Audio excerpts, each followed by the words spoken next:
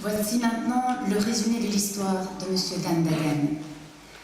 Dan Dagan est né en Autriche en 1932 sous le nom de Konrad Aberkorn.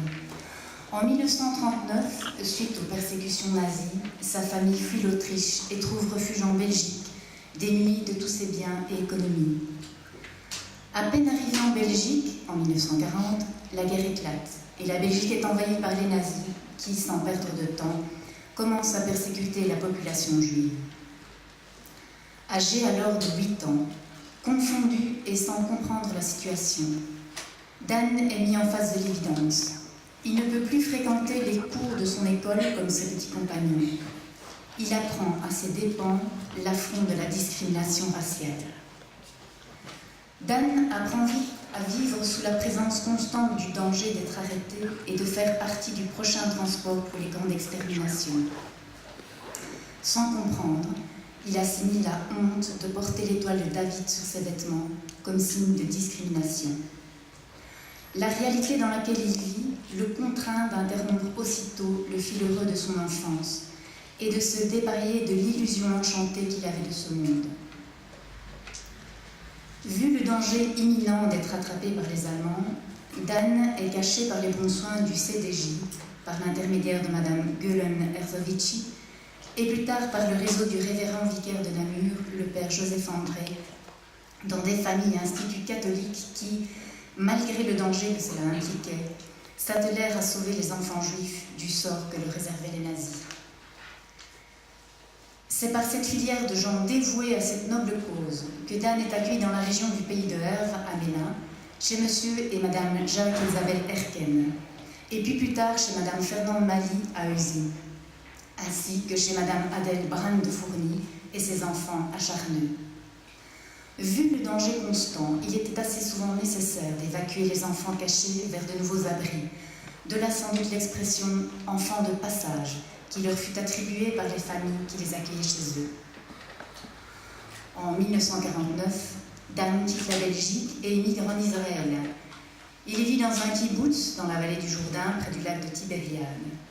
Il devient instituteur et se dévoue à éduquer les enfants de nouveaux émigrants. Plus tard, il fut chargé du dossier de l'éducation du conseil régional de la vallée du Jourdain. Il sera nommé vice-président du conseil régional et y remplira la fonction de trésorier. Dan et son épouse Mera ont 3 enfants et 9 petits-enfants. Ils sont ici présents avec leur fils Yoel et leur petit-fils Navé pour honorer le souvenir de leur bienfaiteur. À présent retraités, ils vivent paisiblement dans le nord d'Israël, dans la petite ville de Carniel. C'est pour avoir caché et hébergé un enfant juif en le sauvant de la déportation et d'une mort certaine que l'Institut Yad Vashem a décidé de conférer le titre de Juste parmi les nations, à titre posthume, à Jacques et Isabelle Erken et à Fernand Mali.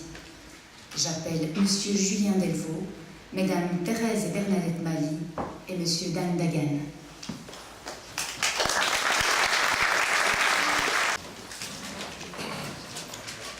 Monsieur le bourgmestre de la ville de Verviers, Monsieur l'ambassadeur de Seine, très chers membres des familles Erken et Mali, amis et invités. Permettez-moi de me recueillir et de m'imprégner de ce moment solennel qui me ramène à l'année 1942, lorsque je suis arrivé dans cette merveilleuse région de la Belgique. Croyez-moi, les circonstances étaient alors tout à fait différentes. J'ai encore peine à m'imaginer que moi, le petit garçon d'antan, alors à peine âgé de 10 ans, complètement effarouché, éperdu et apeuré, j'ai aujourd'hui l'honneur de me présenter devant vous pour exprimer ma profonde reconnaissance à ceux qui m'avaient tendu la main, à ceux qui m'avaient reconforté quand tout semblait perdu et avaient ainsi perpétué ma volonté de subsister. C'est en effet un moment d'intense émotion et de profonde satisfaction pour moi. Je suis comblé de joie car aujourd'hui je peux finalement me permettre de dire que j'ai réussi à accomplir ce que ma conscience me dictait depuis de longues années. Aujourd'hui, je peux enfin exprimer ma profonde gratitude à ceux qui ont sauvé ma vie durant les pénibles années de persécution nazie. Au début, immédiatement après la guerre, j'étais encore trop jeune pour saisir l'ampleur du courage qui était nécessaire durant l'occupation allemande pour oser cacher chez soi un enfant juif. Ce n'est que beaucoup plus tard que j'ai compris que j'avais une dette non acquittée envers ceux qui, au péril de leur vie et de celle de leurs proches, m'avaient abrité chez eux. Malgré les diffamations déchaînées de la propagande antisémitique, malgré les menaces des autorités nazies de punir sévèrement toute personne qui oserait secourir les Juifs persécutés, les hommes de conscience qui ne pouvaient pas désavouer leur patrimoine moral ni leur compassion humaine face à la détresse des persécutés. Leur profonde conviction chrétienne ne leur permettait pas de rester indifférents. Dû à un processus psychologique dont je ne suis pas encore tout à fait sûr de comprendre, j'ai durant de longues années voulu oublier, ignorer, jusqu'à renier l'existence même de tout ce qui pouvait me rappeler les terribles années de la guerre. C'était une logique impulsive, irrationnelle, qui instinctivement espérait sans doute qu'à force de tout nier et contester, les cauchemars de la guerre allaient s'estomper jusqu'à vouloir me persuader qu'ils n'avaient jamais existé. Ce n'est que beaucoup plus tard que j'ai compris que par ce silence, par ce déni, je me retranchais désespérément sur moi-même et fouillais la vérité de mon passé. Et pire, je négligeais le rôle que ma conscience me dictait, celui de témoigner des horreurs des persécutions nazies, afin qu'on le sache, afin qu'à l'avenir, elles ne puissent jamais plus se répéter. Il a fallu la sollicitude et la curiosité de mes enfants et petits-enfants qui voulaient connaître mon passé afin que lentement je commence à leur dévoiler l'aventure de l'enfant que j'étais alors. Un enfant âgé de 10 ans qui du jour au lendemain fut précipité sous fausse identité et sans préparation préalable dans un monde tout à fait inconnu et hostile. J'ai dû intégrer du jour au lendemain ma nouvelle identité, apprendre méticuleusement, dans les plus petits détails, le culte d'une nouvelle religion. J'ai dû surmonter la solitude, la frayeur et le fardeau du mensonge dans lequel je vivais. Mon existence dépendait de la perfection du talent avec lequel j'allais jouer le rôle que les circonstances de la guerre m'avaient attribué. Je devais être capable d'intégrer parfaitement ma fausse identité, réagir à l'appel de mon faux nom sans la moindre hésitation et de façon naturelle, comme si c'était réellement mon nom depuis toujours. Je devais être convaincant. Je ne pouvais pas me permettre de faillir ne fût-ce qu'une seule fois. Sur cette scène hostile, aucune erreur n'était tolérée. Il n'y avait pas de deuxième chance. Un enfant de 10 ans assimile immédiatement les impitoyables règles qui gèrent cette réalité. Frustré déjà à l'âge de 10 ans, j'ai dû me mettre à l'évidence que le monde enchanté de l'enfance n'était qu'une chimère pour les enfants juifs.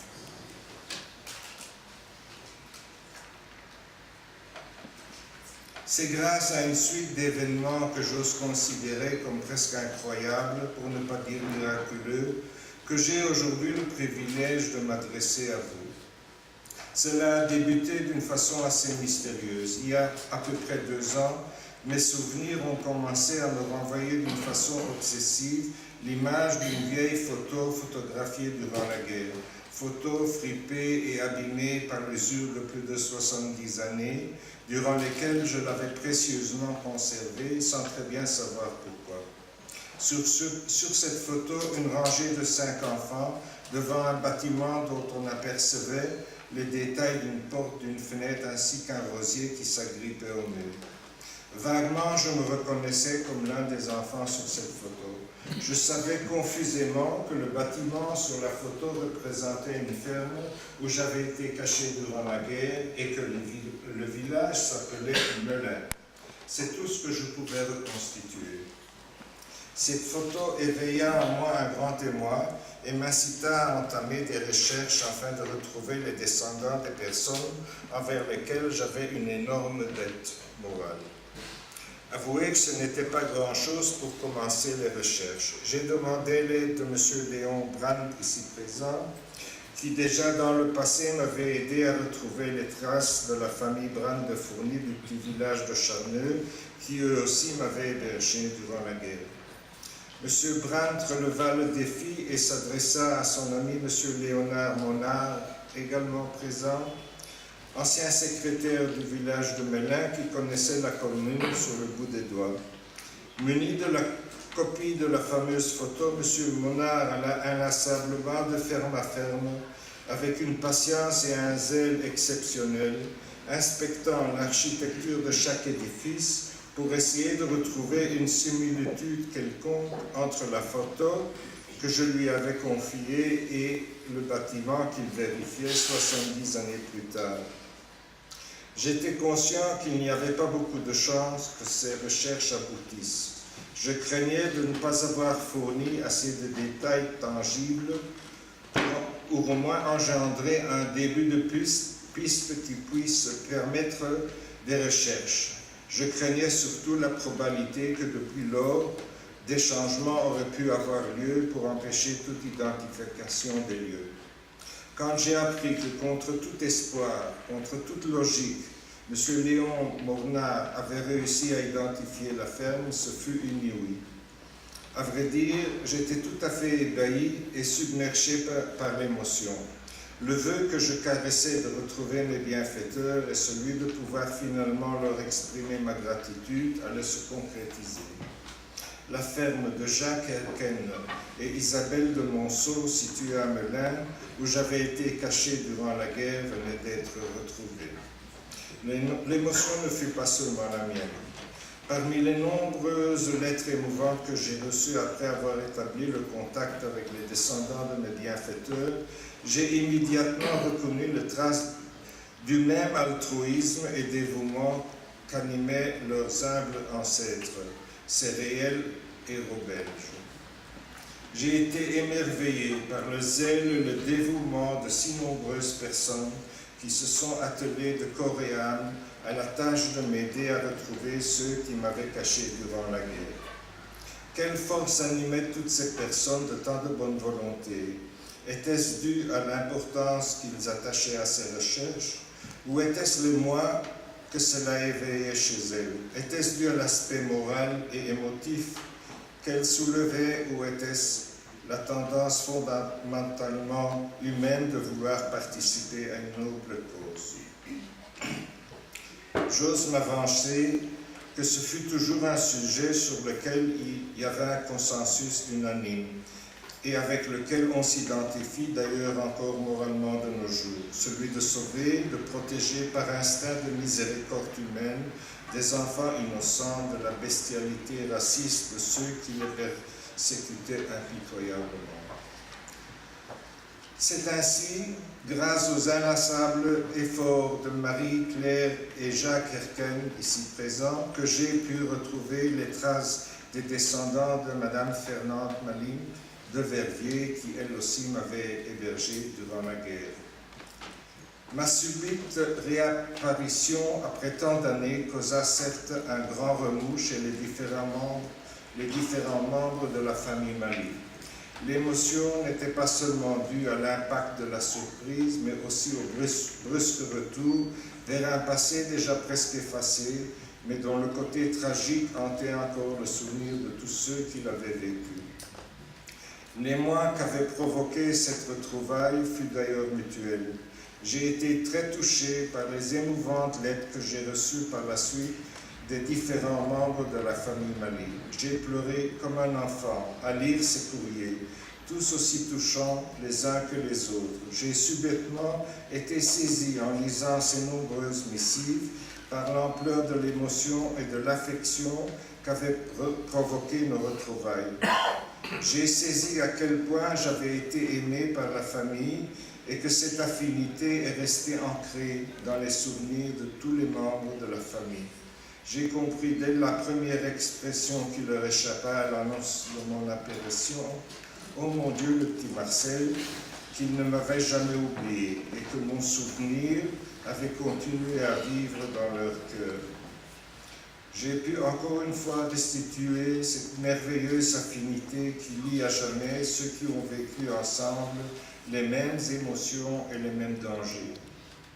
Aujourd'hui, déjà grand-père, je suis capable de juger l'esprit d'abnégation qui animait Madame Fernande Mali lorsqu'elle ordonna à sa propre fille Bernadette, alors âgée de 16 ans, de m'évacuer d'urgence vers un autre abri le long des routes infestées de patrouilles de soldats allemands. Je n'ai pas le moindre doute qu'elle était consciente du danger que cela représentait pour sa fille d'accompagner un enfant juif qui, bien sûr, n'avait pas le moindre papier d'identité en ordre. Aujourd'hui, je suis comblé de joie. Je remercie le destin d'avoir vécu ces inoubliables moments. Je me sens privilégié. Je voudrais dédier mes paroles au souvenir et à l'honneur des sœurs de Saint-Vincent de Paul de l'Hospice de Herve, à Jacques Erken et Isabelle de Monceau, à Fernande Mali, tous combattants dévoués de la sauvegarde des valeurs humaines, des vrais héros, des justes parmi les nations. Que Dieu préserve leurs souvenirs à jamais.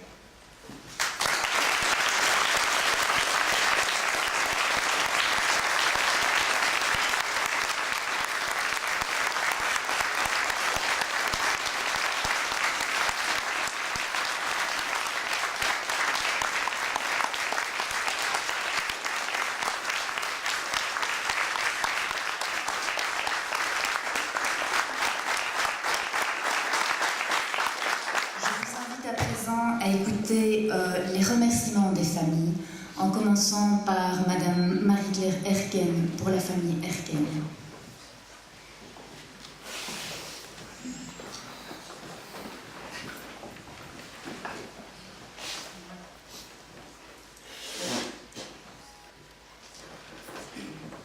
Monsieur le bourgmestre de la ville de Verviers, Monsieur l'ambassadeur d'Israël, cher ami d'Andagan, ainsi que Mira, son épouse, et tous leurs enfants et petits-enfants. Mesdames et messieurs, en vos titres et qualités, c'est au nom de notre grande famille et de tous les descendants de Jacques Erken et Isabelle de Monceau que je prends la parole en ce jour où leur souvenir est mis à l'honneur. Cette opportunité qui nous est donnée de leur rendre hommage, nous la devons à la noblesse d'âme et à la volonté sans faille de M. Dandagan ici présent, à qui nous souhaiterions adresser notre plus profonde reconnaissance. Dan, merci. Merci d'avoir traversé le siècle et le continent jusqu'à nous. Merci d'avoir ouvert une porte sur une histoire familiale qui nous échappait. Merci d'offrir un tel témoignage de gratitude à nos aïeux. Merci enfin d'être entré dans nos vies comme un ami, comme un frère, touchant de sagesse et d'humanité. Et pourtant, rien ne laissait présager de cette issue heureuse, ni des émotions si intenses qu'elle ferait naître, alors même que les maigres éléments à votre disposition ne laissaient que peu de chance à votre travail d'enquête d'aboutir.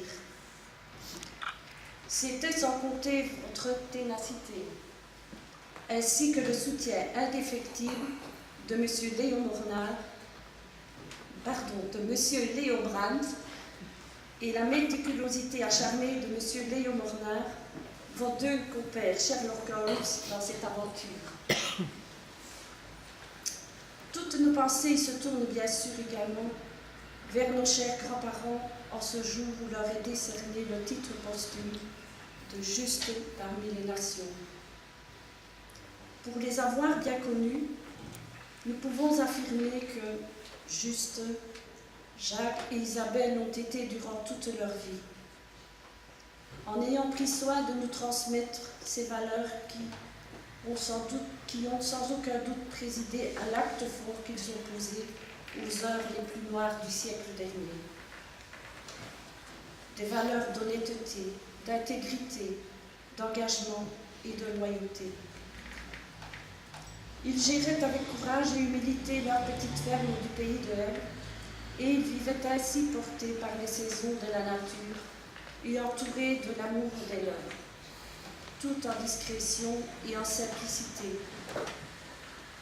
Peut-être est-ce justement en raison de ce tempérament si réservé et digne à la fois que nous n'avons eu connaissance que de quelques bribes recueillies au détour de conversations où ils se demandaient, bien des années après la guerre, ce qu'était devenu leur petit Louis, c'est-à-dire vous, dames. En vous offrant leur accueil et en vous ouvrant leur maison, ils ont démontré avec force une valeur qui était par ailleurs profondément enracinée dans leur manière d'être au monde, à savoir leur présence et leur assistance auprès des plus faibles d'entre tous. Il nous est en effet revenu qu'ils ne manquaient jamais de secourir des personnes en difficulté de leur village, à la hauteur de leurs petits moyens bien sûr, en leur procurant divers produits de leur ferme. Et nous reconnaissons bien là le don de soi et l'engagement citoyen qui a été le leur durant la guerre. Alors, une fois encore, nous tenons à remercier toutes les personnes ici présentes, et tout particulièrement Monsieur le bourgmestre, Monsieur l'ambassadeur, Monsieur Dandagan, qui ont apporté leur concours pour que soit honoré en ce jour le souvenir de nos ascendants, Jacques et Isabelle. Nous nous souviendrons à jamais qu'ils ont pris soin d'un petit être innocent au péril de leur vie pour que vivent les générations futures.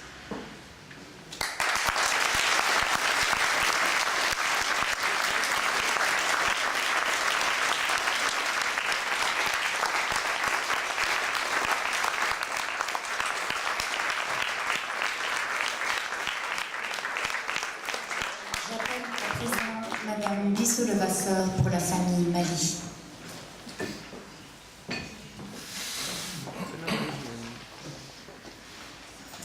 Monsieur le bourgmestre, Monsieur l'ambassadeur, cher Dan, Meira, Yuki, Navé, chers amis Erken, chère famille Brandt, chère famille Mali, chers élèves de l'Athénée, mesdames et messieurs, je me fais l'interprète de tous les nombreux descendants de Fernand Mali de par le monde, en Australie, en Afrique, au Brésil, aux États-Unis, au Canada, en Suisse, en France et en Belgique, pour m'adresser à toi, cher Dan.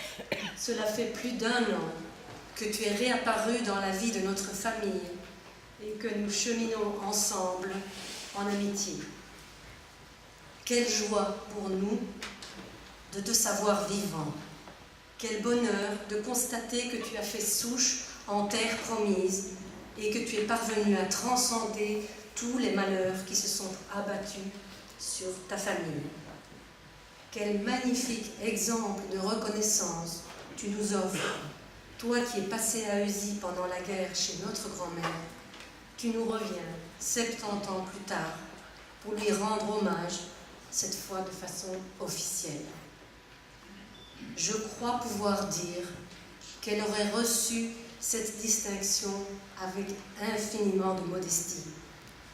Comme l'a si bien dit ma mère, sa fille, à l'annonce de l'octroi du titre, tant de personnes ont fait tellement plus. Merci, chère dame, du fond du cœur, de nous rendre ainsi une part de notre passé familial, de faire revivre pour nous le souvenir de cette petite femme active, généreuse, je dirais même intrépide, et surtout le cœur rempli de tendresse pour les enfants. Merci également à Meira, ton épouse, à Orit, Michal, Yoel, à Navé et tous les petits-enfants qui t'ont accompagné et soutenu dans le dur travail de retour sur ce passé douloureux qui te hantait. Nous sommes heureux que certains d'entre eux soient aujourd'hui parmi nous et à tes côtés. Un merci tout spécial à Marie-Claire Erken et à son mari Jacques Dumont, sans l'aide desquels tu n'aurais jamais pu nous retrouver. Leurs recherches inlassables nous ont époustouflés, tout comme celles de messieurs Brandt et Mornar, qui ont réussi à localiser la ferme Erken à l'aide d'une toute petite photo. Cette grande chaîne de solidarité qui s'est déployée spontanément pour te mener jusqu'à notre famille ne cesse de susciter en nous une vive émotion. Merci enfin à toutes les personnes qui ont participé, de près ou de loin, et souvent dans l'ombre, à l'organisation de cette cérémonie, que ce soit à l'Institut Yad Vashem, à l'ambassade d'Israël ou encore à l'hôtel de ville de Verviers. Que cet événement exceptionnel auquel nous sommes conviés aujourd'hui nous rappelle toute l'horreur que l'on doit éprouver face au racisme, à l'antisémitisme et à toute forme d'extermination. Qu'il laisse à jamais une trace indélébile en chacun de nous.